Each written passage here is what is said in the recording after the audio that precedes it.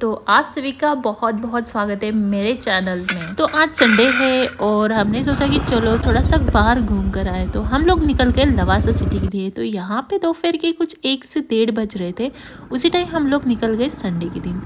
तो ये रास्ते से निकल गए और बिल्कुल भी रास्ते से भीड़ नहीं थी और एकदम सुनसान जगह लग रही थी। बहुत अच्छा लग रहा था और ठंडी के दिन चल रहे थे। ठंडी के दिनों में ऐसी जगह पे और हल्की सी धूप जब पड़ती है तो वाह क्या सुकून मिलता है। तो हम लोग निकल गए इस प्यारे नज़ारे के साथ। बीच बीच में इतने अच्छे नज़ारे देखने को मिल रहे थे तो बड़ा सुकून मिल रहा था, क्योंकि पूरा हफ्ता तो घर में बीत ही जाता है। सैटरडे संडे हमें मिल रहा है तो हम वो टाइम बिल्कुल भी नहीं छोड़ते बाहर घूमने के लिए।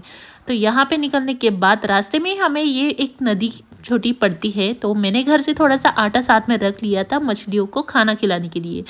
तो जैसे ही हमने गाड़ी रोक के अंदर गए तो ये छोटी सी नदी हमें यहाँ में मिल गई और वहाँ पे मैंने आटा गूंदना शुरू किया। आटा गूंदने के बाद मैंने मछलियों को छोटे छोटे दाना वहाँ पे डाल दिया आटे के, और मछलियाँ तुरंत आ भी गई, क्योंकि यहाँ पे रेडी ही रहती है और मुझे पता है क्योंकि ऑलरेडी मैं यहाँ पे 1-2 बार आ चुकी हूँ। तो मैं यहाँ पे आने के बाद ये चांस तो बिल्कुल नहीं छोड़ती हूँ।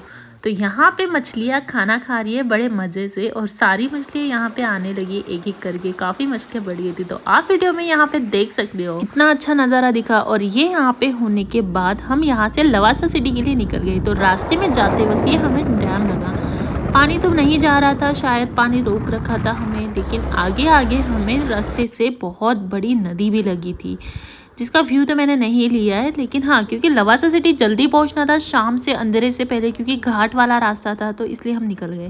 उसके बाद लवासा सिटी फाइनली पहुंच गए और जाते जाते यही हमें एक पॉइंट मिला जहाँ से व्यू इतना प्यारा लग रहा था कि क्या ही बोलूँ। उसके बाद मैंने सोचा कि चलो यहाँ पे हम ड्राई भेल बना लेते हैं, एक कुकिंग वाला यहाँ पे भी हो जाएगा। तो मैंने तो कुछ चीज़ें अपने साथ रखी थी, जैसे मैंने अनियंस, टमाटो और कोरिएंडर साथ में रखा था। तो यहाँ पे मैंने अपने बर्तन निकाल लिए और कचरा पॉलीथीन में डाल दिया। तो कुछ अनियंस को चॉप कर लिया मैंने ड्राई भेल के लिए। उसके बाद मैंने यहाँ पर टोमेटो भी निकाल के उसको भी चॉप किया। और साथ ही में यार ये नज़ारा घर पे तो नहीं मिलता है, क्योंकि किचन में तो हम अकेले ही होते हैं और हम अकेले ही सारी चीज़ें करनी पड़ती है तो बोर हो जाते हैं। लेकिन बाहर आप कुछ भी बनाने बोल दो बना लेंगे यार। ऐसे नज़ारा भला कौन ये करेगा, मिस करेगा। तो फिर यहाँ पे मेरी शॉपिंग शुरू हुई। साथ में पीछे से गाड़ियाँ भी गुजर रही थी, एक सामने बहुत अच्छा बंगलो भी दिख रहा था। बहुत अच्छा नज़ारा था और धूप में बैठ के ये सारी चीज़ें करना और ऊपर से ठंड भी, क्या कॉम्बिनेशन था यार।